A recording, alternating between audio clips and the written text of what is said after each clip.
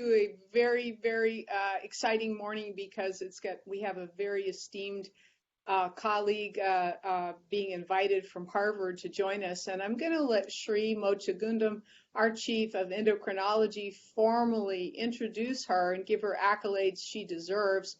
And what I want to give accolades to Shri for is his collaborative nature and kindness in rebuilding the endocrine section, and always being very devoted to science in a very, very humble way. So Shri, introduce our esteemed guest, please. Thank you, Dr. Kruger. Welcome to everyone. Today we have Dr. Caroline Apovian from Boston. She is professor of medicine at Harvard Medical School and the director of the Center for Weight Management and Wellness in the Division of Endocrinology, Diabetes and Metabolism at Brigham and Women's Hospital. She went to medical school at the University of Medicine and Dentistry in New Jersey, did her residency and fellowship at Brigham and Women's Hospital and the New England Diagonist Medical Center. Subsequently did a fellowship in nutrition support at New England Diagonist Hospital. Since finishing these and being interested in nutrition and obesity, she has been a leading clinician, a researcher, an educator, and a leader both nationally and internationally in the field of nutrition and obesity medicine and metabolism. She pioneered the weight management program in primary care setting, starting all the way back after her fellowship and initial training starting at Brigham and Women's Hospital. Subsequently, she has spent a lot of time at Boston University Medical Center, leading the nutrition and weight management section of the endocrinology division there, and started obesity medicine and nutrition fellowship at Boston University, one of the first programs to be started in obesity and obesity medicine. She has been highly successful as a researcher. She started and led the translational research program in nutrition and metabolism and was the co-director of the adipose tissue lab at the Boston Nutrition and Obesity Research Center. She has developed numerous educational courses for different societies and both locally, regionally, and nationally and internationally. And she has been the president of the Obesity Society, where she pioneered the development of the American Board of Obesity Medicine to get more people to focus on obesity treatment. She has developed chronic care model for management of obesity in a collaborative way, and currently works with endocrinologists, gastroenterologists, and bariatric surgeons to develop a model that is practical to manage this complex problem of obesity. Although obesity is common, the management of this is, is not as easy as we would like it to be. So today, she's going to give us an overview of obesity management. Thank you so much for such a warm welcome, and I am thrilled to be addressing internal medicine and the medicine group to discuss the management, the management of obesity. Before we discuss the management of obesity, we need to talk about pathophysiology, because we now recognize obesity to be the disease that it truly is. Here are my disclosures, and as we look at the prevalence of obesity, at least in the United States, we know that worldwide we are also seeing a increasing prevalence of obesity that is actually overcome the prevalence of malnutrition worldwide. But in the United States, we now are faced with many, 42% of adults having a BMI over 30. And this is quite alarming. And why is it alarming? Because of the rapid increase since the 60s, but exponentially. Look at this. So here's 1960, and we had obesity was about 10-12% prevalence in the population. And then around 1976, there was an exponential increase. And look at this. It's really not, the increase has not plateaued at whatsoever. And so when we look at etiology and pathophysiology, we need to focus on what can we learn from this increase in prevalence? What is it that happened really starting in 1960, but exponentially in 1976? And many people have postulated that it's not our genes. Our genes don't change that quickly, and it must be something in the environment. And note that we're talking about an increase in severe obesity. And what's severe obesity? No, we don't call it morbid obesity anymore, even though the ICD-9 codes haven't changed. But morbid is just not, it's a stigmatized adjective, and it's severe obesity, BMI over 40, almost 10% of the population.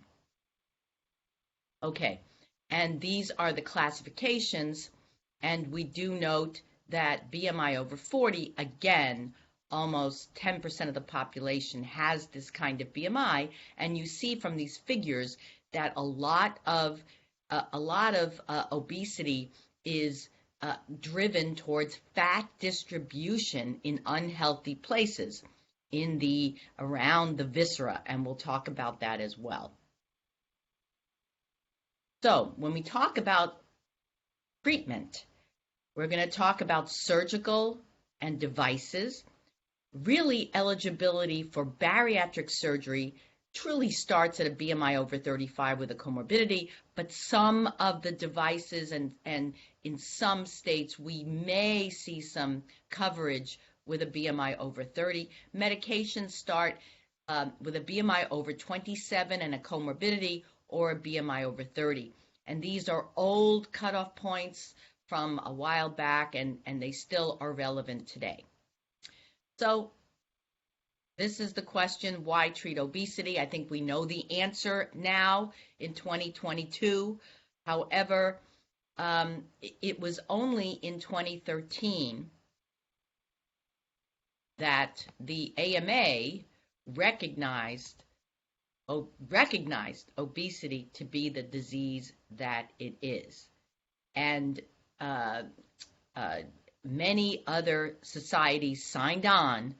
So we now are faced with the stigma and the bias that is still the case when we see patients and people with obesity.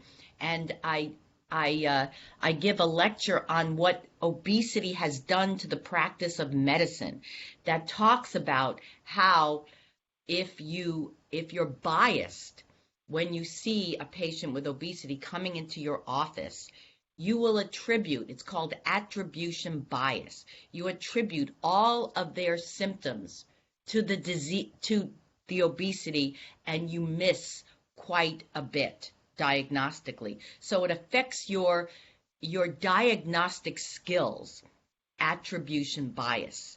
And so try not to do that. I know it's hard. Many of us, even obesity medicine specialists, have attribution bias.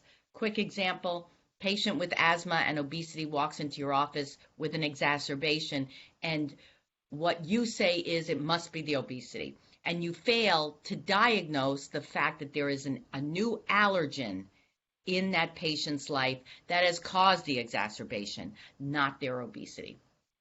Anyway, more on that later. The consequences of obesity, in and of itself, people with obesity, even when the fat is distributed in a healthy manner, are still at risk for anatomic disorders, osteoarthritis, back pain, and even sleep apnea. However, the metabolic disorders that result from obesity are myriad: respiratory, cardiovascular, gastroenterological problems, even tumors and certain cancers are associated with hormonal changes from fat tissue. Fertility problems, gout. There are so many that one of our obesity medicine specialists has has listed over 100 comorbidities that are consequences, actual consequences of obesity. So we really must treat this disease. All-cause mortality for weight change. It is true that we estimate 12% of early deaths being attributable to having a weight in excess of normal BMI range at any point between early and mid-adulthood. And what is normal? A normal BMI range is between a BMI of 18 and 25. Is this a perfect measure of body fat? No. We all know that patients who have excessive fat distribution or very, very athletic, the BMI breaks down. However, it's the most convenient way of estimating percent body fat. What we're looking for is body fat and also distribution. Okay, now let's go into a little bit of pathophysiology. Why is it so hard to lose weight? But even more important is the question, why is it so hard to keep the weight off? Well, here is what we know about the energy regulation system in the brain. And the reason why we even know that there is a system in the brain is because of the discovery of leptin in 1994 that's secreted from fat tissue in white adipose tissue and is secreted in an associative manner towards the degree of body fat, so that the more fat you have, the more leptin is secreted. Leptin activates POMC-CART neurons in the arcuate nucleus of the hypothalamus. When this center is activated, you get satiety. And then you also get the downstream, upstream effects of regulating energy expenditure, which I'll talk about. Energy expenditure is regulated from this set of neurons, but the main thing is that food intake decreases and satiety increases because this causes anorexigenic signaling. Now, we learned a lot from the discovery of leptin in 1994. We learned that fat tissue is an endocrine organ because of it.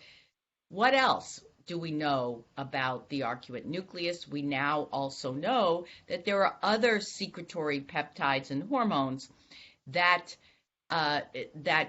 activate POMC, but there's also another set of neurons next to the POMC neurons in the arcuate nucleus that, when activated, cause hunger.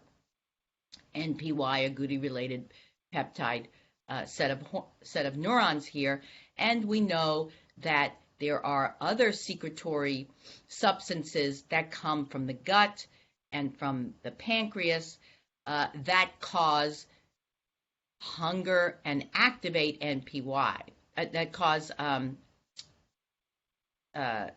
hunger and activate NPY.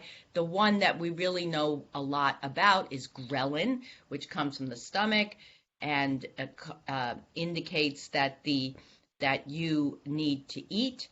The other ones that we know a lot about, GLP-1, PYY, insulin, of course, CCK, oxantimodulin, they are all satiety hormones. We don't know a lot about the hunger hormones, the other hunger hormones. We know a lot about ghrelin. Some of these hormones also go through the vagus nerve directly into the arcuate nucleus, but most go through the bloodstream. Okay. So here is a simplified schematic of what's going on. These complex peripheral signals coming from fat tissue, from the gut, from the stomach, from the pancreas, all are integrated in that arcuate nucleus, and the bottom line is to protect fat stores and protect your body weight set point. So we have this concept of the body weight set point that is very important here. They're peripheral signals, and the brain systems, I showed you the arcuate nucleus. That's the homeostatic center that really directly focuses on body weight and fat tissue. There's also the reward system that I look at being on top of that homeostatic system that is also dependent on such signals as dopamine and serotonin.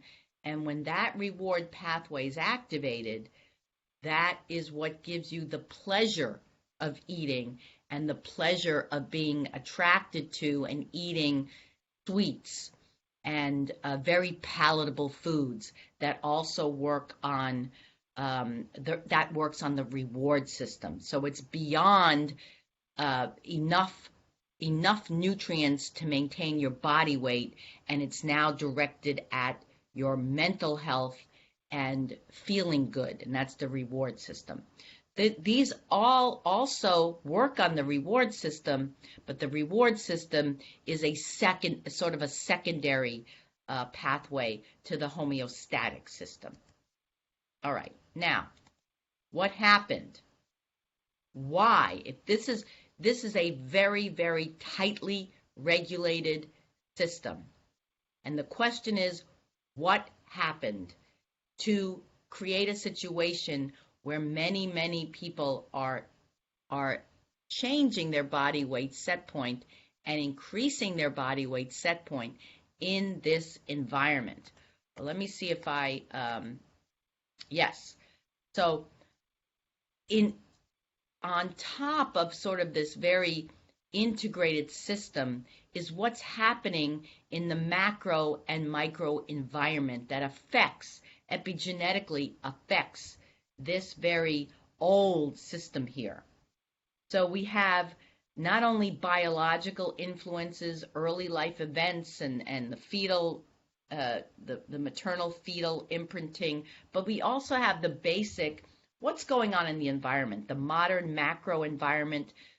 What kind of food are we eating? Food production, consumption, availability, social structure and cues, and also the weather. We've been able to protect our heat regulating system over eons with air conditioning and heating. We don't have to be so in tune with our environment that we don't need brown fat as much as we used to. And brown fat, we've realized, talks to white fat and helps our heat system as well. And so what has this macro environment done to affect the way we regulate our heat, for example? We'll talk about that. And then we're not sleeping as much as we used to because we have light way into the wee hours of the night, and we don't depend on circadian rhythm as much as we used to. So this all we think has influenced our body weight regulation. All right. So to answer the question, what's been going on, a group of researchers in the state of Washington have studied rodent models of obesity. So they were induced to become obese by consuming a high-fat diet. That's what you do in animals to make them develop obesity. You give them a high-fat diet. And they found, after sacrificing these animals, that there's an inflammation not only just around the organs, but also around that hypothalamic regulation system that I was talking about, that is postulated to prevent signals from getting in to induce satiety. And so this is very interesting, but it's not proven in humans. What these researchers did do is take MRIs in patients who had obesity and look at that arcuate nucleus and found the same inflammation around that arcuate nucleus in patients with obesity.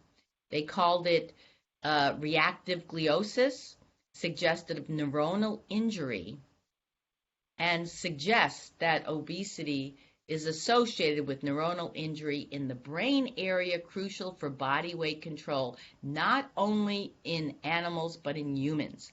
This has not been proven yet, but it's very intriguing vis-a-vis everything that's going on. Is this what has caused many of us to gain weight in this environment?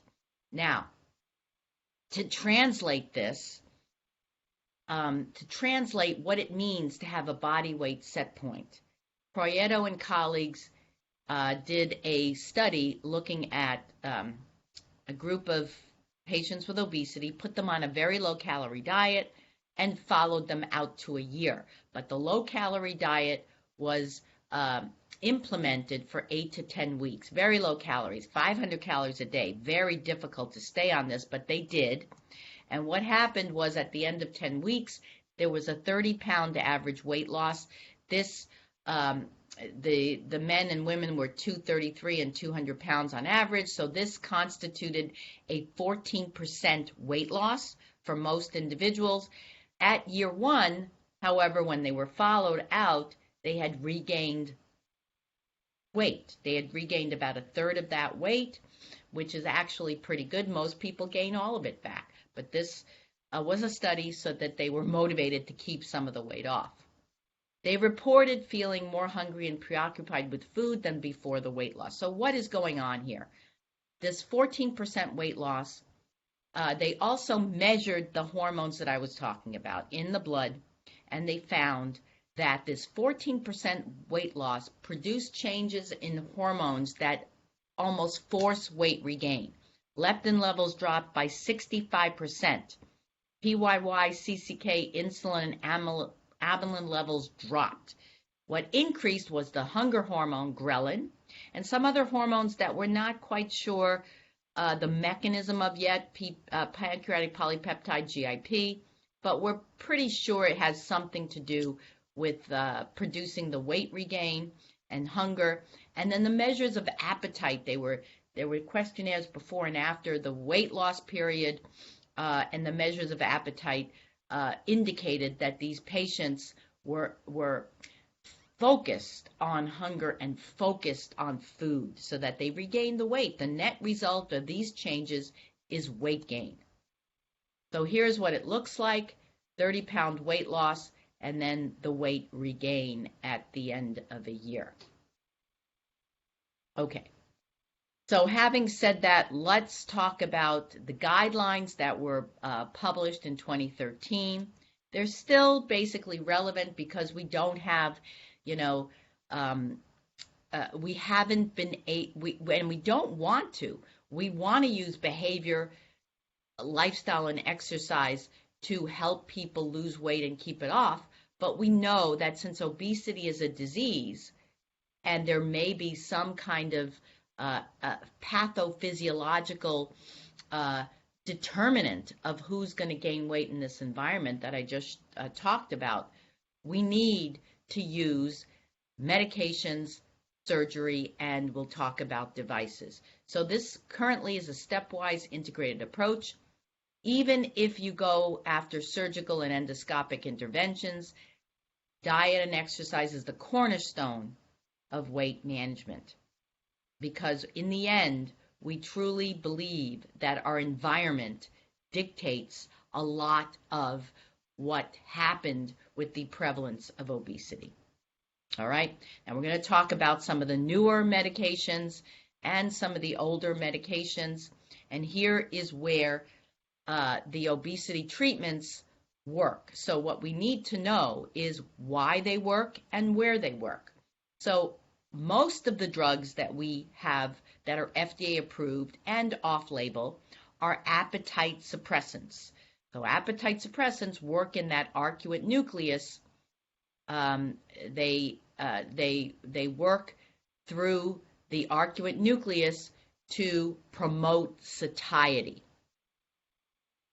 POMC, the POMC activation, and neuropeptide Y deactivation. The only drug that's available that works peripherally is orlistat, which is a lipase, gastric and pancreatic lipase inhibitor. It's still out there. It can help malabsorb about 200 calories a day of fat. It's a very safe drug. It can be used in conjunction with other medications. The problem with orlistat really is that you're malabsorbing 200 calories a day. Your brain realizes that. And then if you don't use an appetite suppressant, hunger returns. You see what the problem with orlistat is. It's also the problem with the lap band surgery, the laparoscopic adjustable gastric band. You just put a band around the stomach. This is a surgical procedure, but it's a device.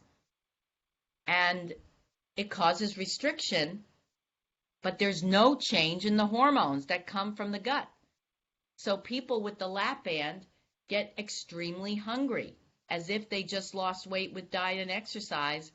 And the reason why there have been so many problems with the lap band is because of pouch difficulties, band slippage, and enlarging that smaller pouch from the hunger, from the overeating behavior, even though there's a restriction there. And the gastric bypass, the sleeves, and the other surgeries we're going to talk about work, of course, in the gut. However, they also change hormone milieu. So these blue lines indicate that these surgeries are also working in the arcuate nucleus in the brain. Okay, so here are the guidelines published in 2013, and what they said was, we reviewed tons of studies, and even though the BMI is not perfect, you've got to use it to identify risk. Use the waist circumference to identify risk. Anything over 35 inches in women, over 40 inches in men, indicate excessive visceral body fat. As little as 3 to 5% weight loss reduces risk factors and reduces the risk of diabetes. And even though we know so much more about calories today, we're still talking about reducing the number of calories taken in. But what we do know is that there is no ideal diet. It's not about macronutrient content, it's about the calories. So whatever diet the patient can stay on consistently is the diet you put the patient on, as long as it's safe. So we're not going to use 500 calories a day without medical monitoring, because that's a very low-calorie diet. It's a VLCD. And a very strong advisory here in 2013 was that you should advise patients with obesity that surgery may be an option if their BMI is over 40 or over 35 with one condition. Okay. So again, this is a bird's eye view of these recommendations. We know a lot more about calories today than we even did in 2013, and there may be a lot more about calories that perhaps a calorie really isn't a calorie. It may be true that the way humans metabolize calories is different individually. So it may be that patients who are set to have obesity in this environment full of sugar and fast food, those who have obesity have a predisposition to store those calories more than leans. But until we have those genes and a genetic code for each patient, we're still going to prescribe a set number of calories a day. There's no ideal diet. All right. Now, one word about ultra-processed foods, which is that what has changed since 1960? The major change that we've noticed out there is not that people exercise less. Really not. It's not that our, heat and cold temperature regulation has changed. What has changed dramatically is what we put in our mouths, the milieu with food accessibility. And what has happened was that ultra-processed foods now represent up to 80% of total caloric intake in the United States and Canada, with, unfortunately, confectionery and sugar-sweetened beverages being the most consumed items. And I don't want to just focus on sugar-sweetened beverages, but there is sugar and extra saturated fat and salt and low amounts of fiber in many, many of our processed food. What does low amounts of fiber do? It allows you to eat more before you feel full. Ultra-processed foods are highly palatable, convenient, shelf-stable, and affordable, and marketed in appealing ways. So this is a great study that was done recently by Kevin Hall and colleagues.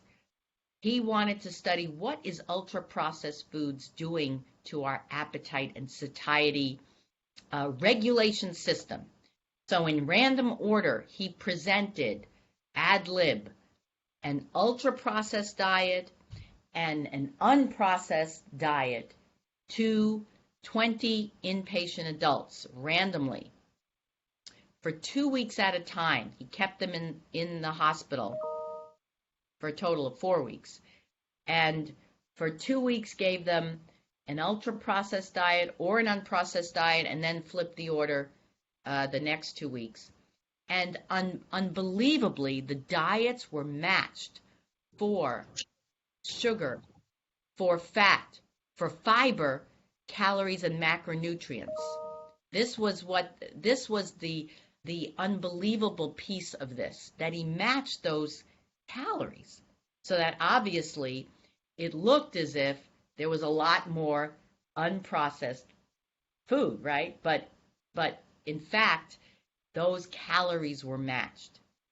And what he found was that ad libitum intake was 500 calories a day more in the ultra-processed versus the unprocessed diet. And you can do this yourself. I've done it. Go to a fast food place like Chick-fil-A and order the double cheeseburger, a shake, and a big set of fries, and see if you can eat it all. And then calculate the number of calories you just ingested. Do you feel as full as if you ate that same number of calories of unprocessed food? The answer is no. It's unbelievably easy and scary to ingest 1,500 calories or more in one sitting, 2,000 calories of sugar and fat, and some protein, of course, but basically sugar and fat in a small amount of time.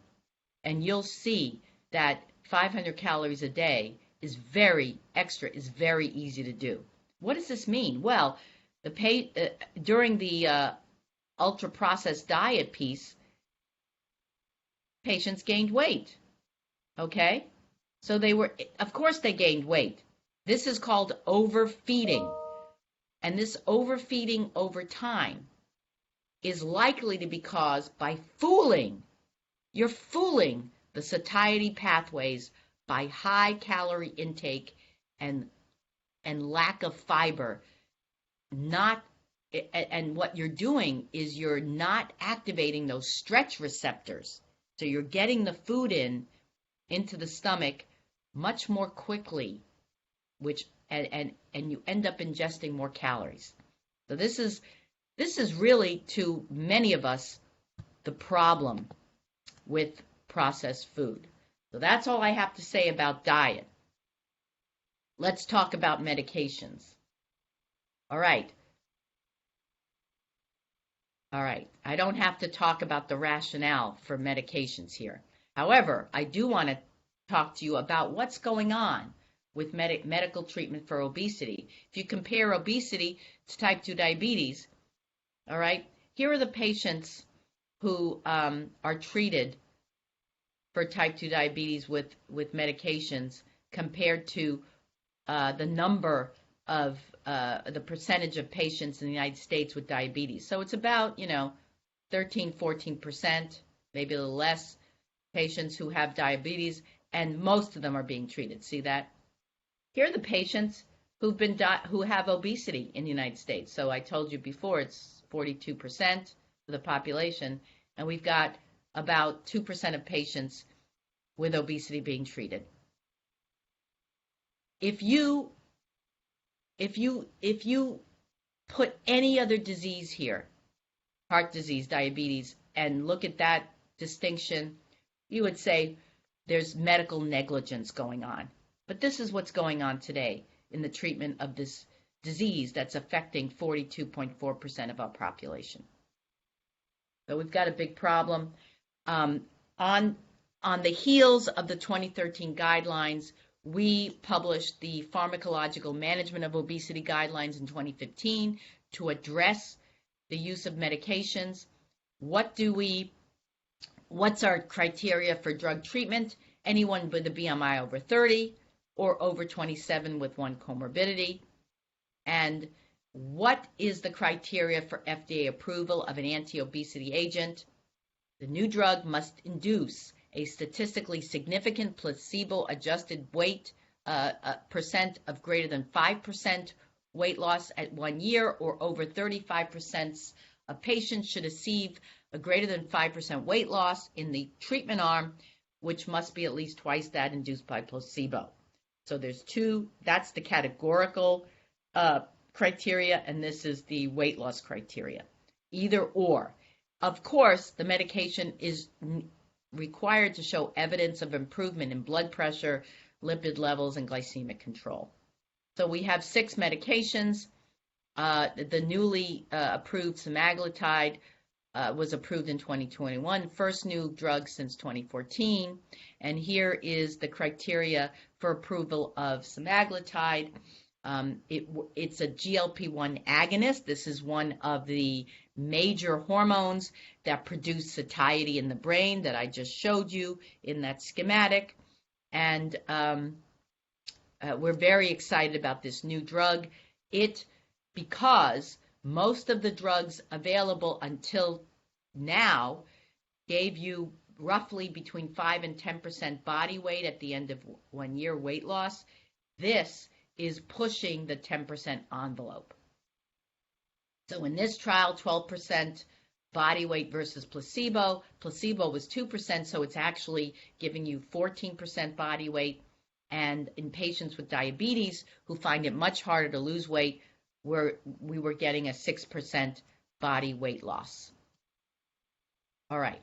Now, the reason why we're so excited about Somaglite is the total weight loss, certainly, compared to placebo. However, when you look at the categorical, and I think you can see down here, here is the categorical weight loss. And we look at greater than 5%, greater than 10%, greater than 15%, and greater than 20% here.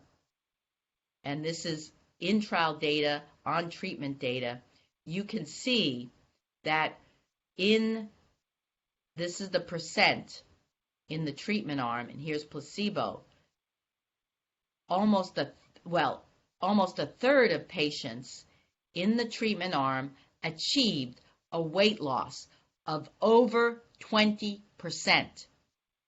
This is getting towards where we're seeing surgical weight loss. So the sleeve gastrectomy gives you an average of 25% weight loss. This is a single agent giving you, in a third of patients, over 20% weight loss. And this is why we're so excited about this GLP-1 agonist.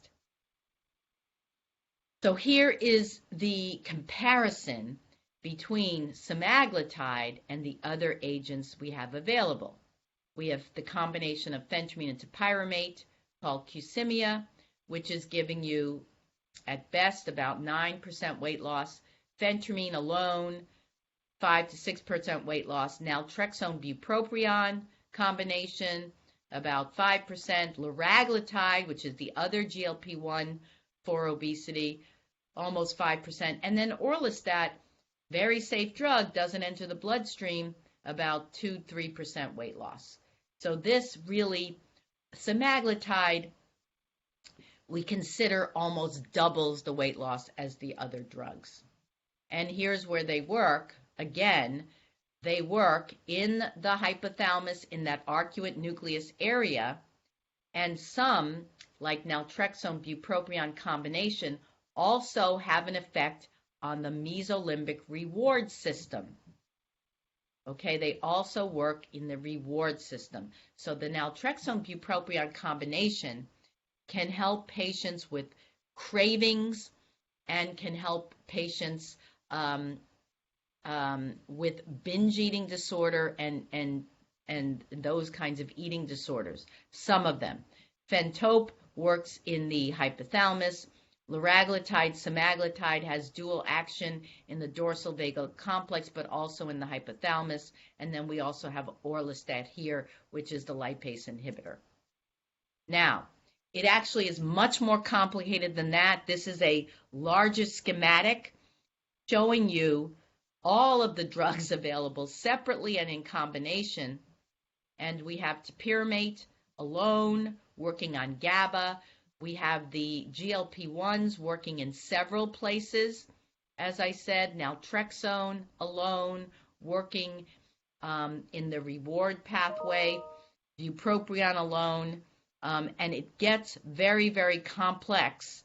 And it is, we still don't know everywhere these signals work, but it's a much more complex system than we originally thought. There are many, many peptides involved and signals. Okay, so again, these drugs are rarely prescribed, but they increase the magnitude and likelihood of weight loss. These are a combination of all of the trials for all of the drugs that we have available. And remember that just like any other drug for any other condition, hypertension, diabetes, when you stop the drug, the weight comes back, because obesity is a disease. It's not a matter of willpower. All right. If patients are able to lose 5% of their body weight at 3 months, it's an effective drug. If they're not, you need to discontinue the medication and try another drug. Very briefly, some of these older medications are not appropriate for patients with uncontrolled hypertension or a history of heart disease, because phentermine and diethylpropion are epinephrine releasing agents and can raise blood pressure and heart rate, so be careful. Bupropion should not be used in a patient with a seizure disorder, and but then again, phentermine topiramate or phentermine alone is a good choice for individuals who are on antidepressant medications, for example, or for patients who have migraine headaches, because topiramate can also treat migraine. So you have to really, the choice of medication for obesity needs to revolve around other comorbidities that the patient has. Patients with a history of smoking, you can kill two birds with one stone with naltrexone bupropion, because it can help patients stop smoking as well, smoking cessation. Obviously, in patients with type 2 diabetes and obesity, consider our GLP-1 agonists. All right, there's also patient factors that, the GLP-1 agonists are injections, so you need to talk to your patient about choosing the right medications for that patient. We published in 2015 those guidelines and some caveats for patients with diabetes and obesity. Metformin is still first line. Then consider a GLP-1 agonist, an SGLT2 inhibitor, and pramlintide, and then your obesity agents, because these top agents can help patients lose weight. For depression and obesity, the only thing I'll say is don't use something like paroxetine, because it causes weight gain. Hypertension and obesity, don't use beta blockers. They cause weight gain. And in patients with insomnia and obesity, remember the antihistamines can cause weight gain. All right, so the strategies for patients with obesity and diabetes, again, really consider first line metformin, GLP-1s, SGLT2s, perhaps pramlintide, and if you really need to use insulin, consider a trial of basal insulin because that causes less weight gain than premixed insulins or short-term insulin therapy. We talked about hypertension and obesity. Frequent patient follow-up is key to treating obesity with medications and with surgery. All right, we talked about when to discontinue medications. And what I want to do now is focus on bariatric surgery as the best long-term weight loss option for patients with a BMI over 40 or over 35 with a condition. And compared to medical treatment, the difference is even better. This is lifestyle and medical management. You can get 7 to 10% weight loss, but with the Roux-en-Y or with the sleeve gastrectomy, you get triple that amount of weight loss. So on average, you're getting 25 to 30% weight loss with these procedures. The sleeve gastrectomy is being done most often now, and you basically the surgeon takes this piece of stomach right here and throws it away. You're getting changes in ghrelin. The ghrelin secreting factors are here, so you're throwing that away, and you're also causing food to rapidly go through this area and see and food sees the satiety hormones earlier.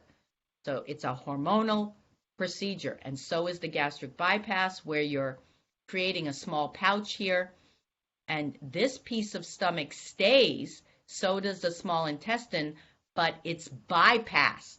So the food goes into the small stomach here and exits this way. You're bypassing many hormones, and you're bringing up a piece of jejunum where you're secreting PYY and GLP-1 earlier and getting satiety with much less food.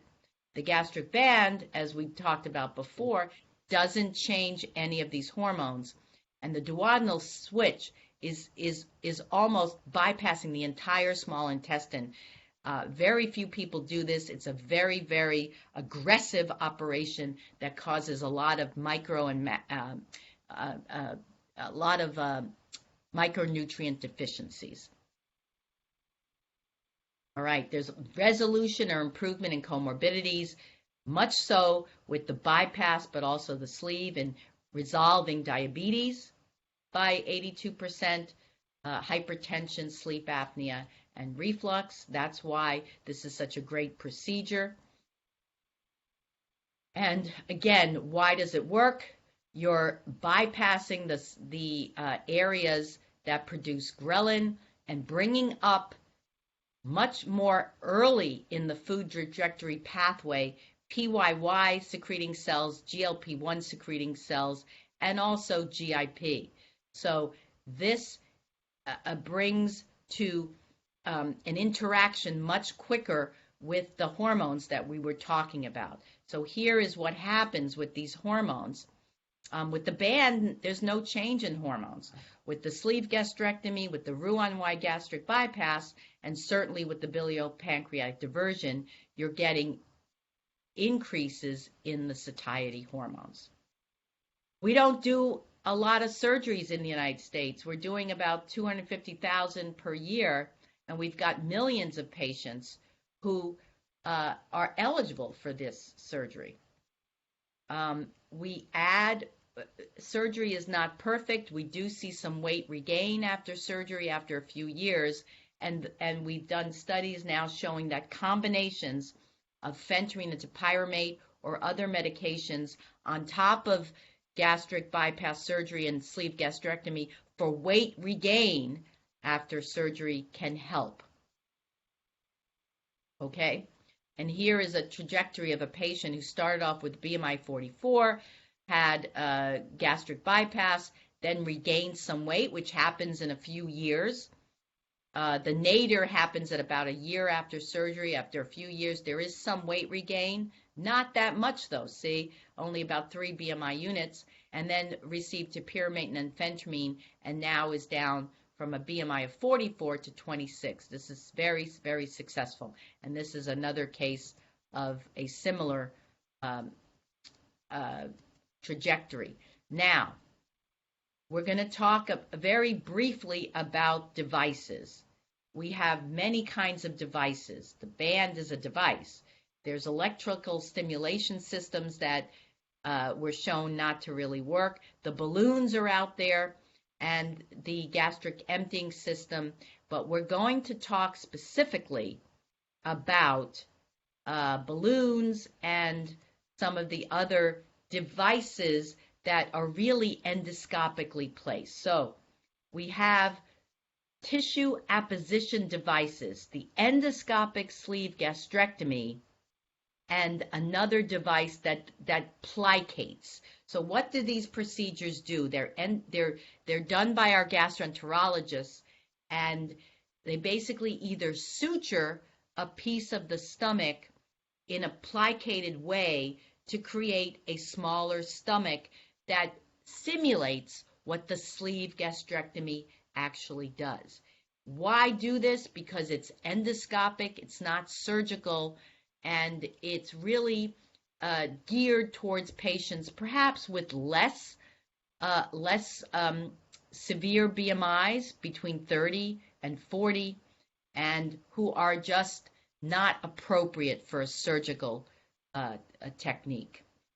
We don't have an endobarrier liner yet, but there is in research an endobarrier liner that again is placed endoscopically that can simulate some of the effects of bypassing the piece of duodenum and small intestine and eliciting weight loss. So the weight loss is about 15 up to 20%.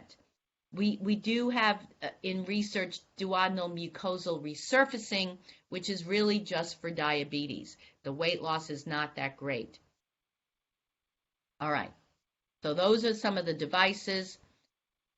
The future of pharmacotherapy is fantastic, and I want to focus on the multi-agonists. What are the multi-agonists? The agonists that are combining GLP-1 with glucagon and with GIP. And they're emerging. The most exciting right now is called tirzepatide. It's a dual GIP-GLP-1 receptor agonist.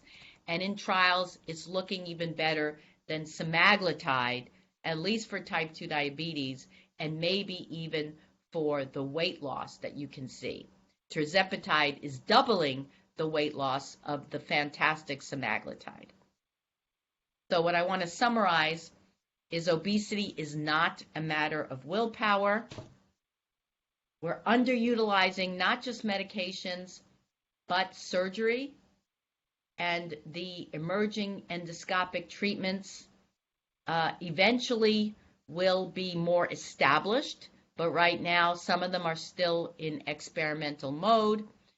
We do have 6 FDA-approved anti-obesity medications, and there are many other products in the pipeline, but remember that diet and exercise are still the cornerstone because of the environment out there that has really changed the way we're eating and probably has caused much of the obesity pandemic.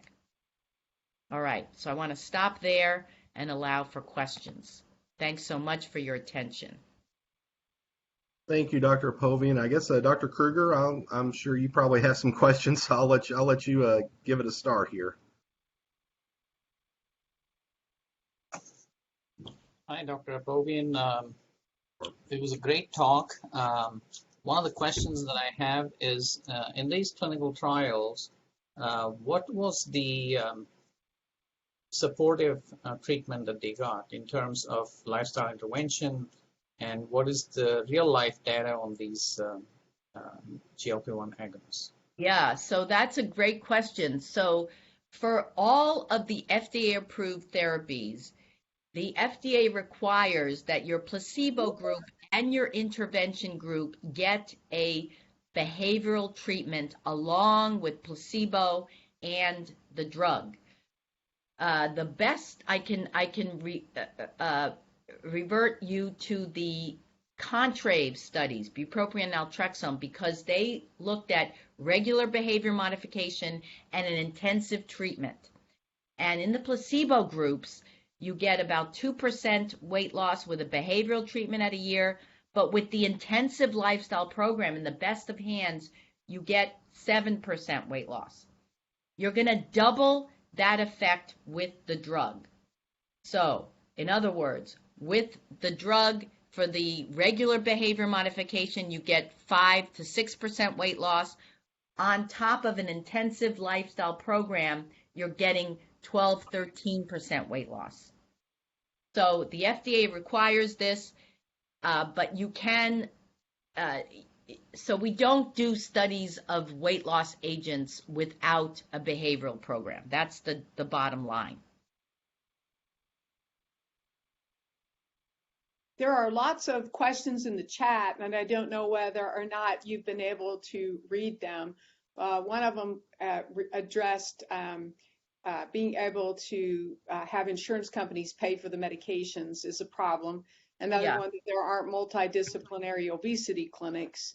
We are going to have more devices here because we have that expertise. There was a good question about, well, it's leading to, since your 2-week study showed a reset in the person's weight and they didn't gain back, most of them didn't gain back, there's a lot of advocacy for fasting a day a week, and whether or not that would reset or change over time somebody's neural signaling. Yeah, that's a great question. That talks about circadian rhythm. So circadian rhythm, we have a circadian rhythm and a set of circadian genes that over eons, way back in prehistoric times, we only ate when it was light out. When it was dark, we didn't eat. So our genes are revved up to metabolize that food during the daylight hours. So when you use intermittent fasting, you use it effectively, or the hypothesis is there, to eat during the daylight hours. And when it gets dark, you stop eating. That's an 8 to 10 hour window. Now, intermittent fasting where you start eating at 1 p.m. and end up at 10 is not the same. You're not using your circadian genes. If you believe the theory, and that theory really hasn't been proven yet. But intermittent fasting can be helpful if you use it the way it's supposed to be used. And, quite frankly, many people can't eat as much food as they could over an 8 to 10 hour window as a 14-hour window. So whatever reason it's effective, either the circadian genes are revved up better, or you just can't eat that amount of food in that shorter period of time, I think it's an effective plan. Another question, any link between obesity-related neuroinflammation and Alzheimer's disease-related neuroinflammation? Oh, gosh. Yeah, that's a great question. We do know that processed food and obesity does increase the risk for Alzheimer's. So that's a great question. We just know that association. And we also, but by the way, we also know that diet and exercise can reduce the risk of dementias and Alzheimer's. So what is it? Is it the inflammation? Is the exercising muscle reducing inflammation as well as the food we're eating? So I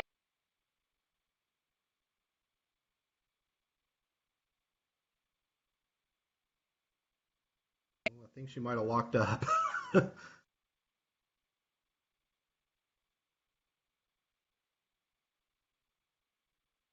That internet can do that sometimes. Yeah, we've had a pretty good track record so far. But it looks like I think there she's back. she is. There back? she is. Okay. Woo. Okay. Thank God.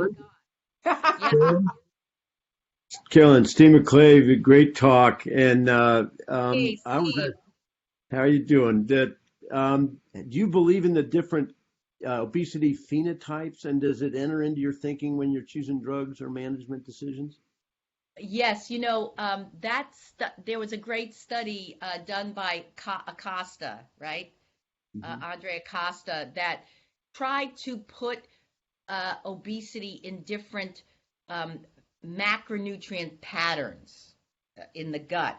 And, I think it's intriguing. I don't think that we have the genetic scientific knowledge to do that yet, precision medicine, but do believe in the future that we will be able to do that because all of the studies have suggested, the ones that really look at genetic SNPs, suggest that some people metabolize a low carb diet better than they will a low fat diet because of their genetic profile.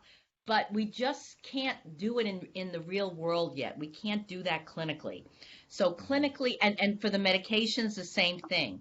There is a suggestion that some people do better on bupropion naltrexone, for example.